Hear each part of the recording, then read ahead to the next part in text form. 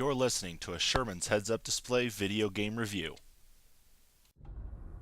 Cybertron, our home.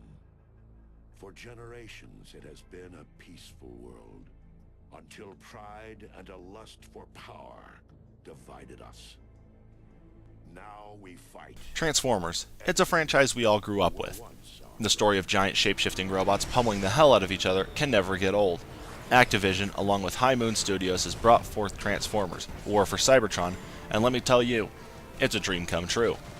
Running on the Unreal 3 engine, it sure does give Transformers a better lease on life with better graphics, an amazing soundtrack, and grisly explosions to accompany it.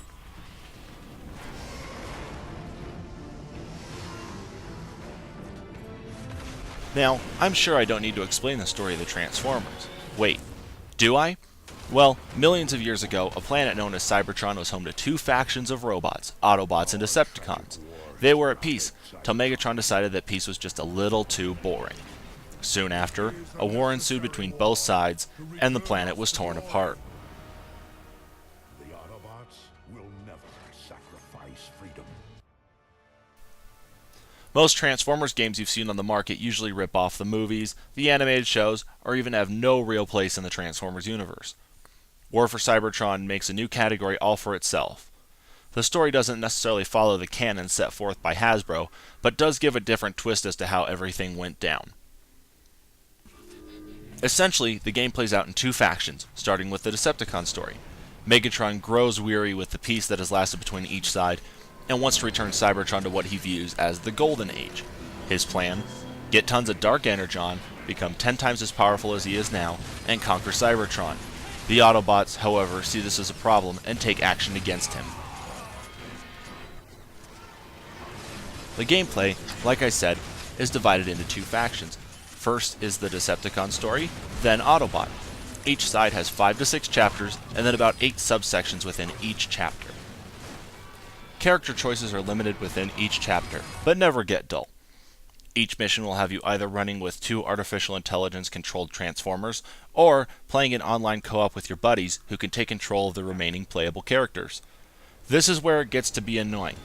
I highly suggest playing with friends as much as possible. The AI, when not attacking enemies, tend to wander off and either get stuck in some weird position, or end up killing themselves. Of course, what shooting game isn't without weapons? All of the weapons are stored in breakable crates along the map during the campaign.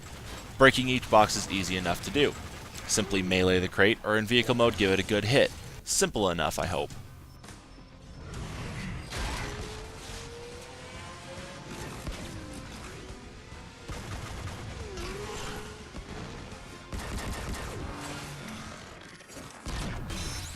Of course, what makes the game for some people are the cutscenes.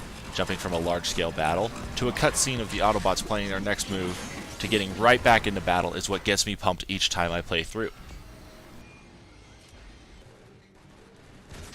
Plus, what faction-based game would not be without multiplayer? Xbox Live Multiplayer gives you a few options to choose from, so you have no excuse to be bored on a Saturday night.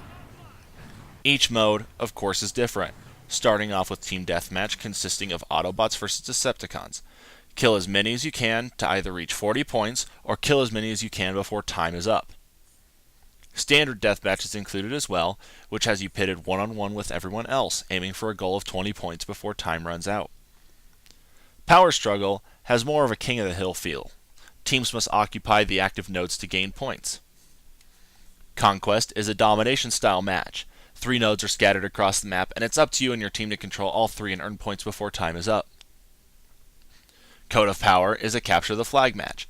One group attacks and attempts to steal the Code of Power, while the other group defends it from the relentless assault. Finally, we have Countdown to Extinction.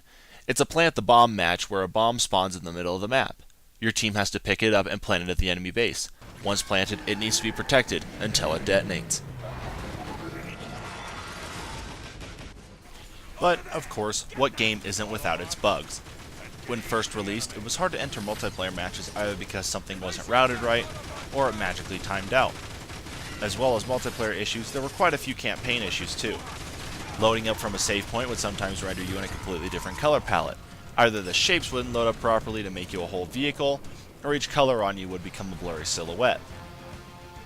I've noticed on a few occasions of my console freezing mid-battle or completely shutting down during multiplayer. Trying to either rejoin in the same match or even party up with members playing War for Cybertron right after the shutdown turned out to be a nightmare. Lucky for us, a patch was released a week ago, and so far I haven't seen as many problems as I did when the game first launched a few weeks ago. This game has been one that I'm sure many of you have been waiting for quite some time. It's hard for me to hate certain elements of this game because this is what I grew up with, and the fact that Transformers are still a large portion of my life. High Moon definitely accepted the challenge of making a Transformers game, and did not disappoint. War for Cybertron earns a 4.5 out of 5.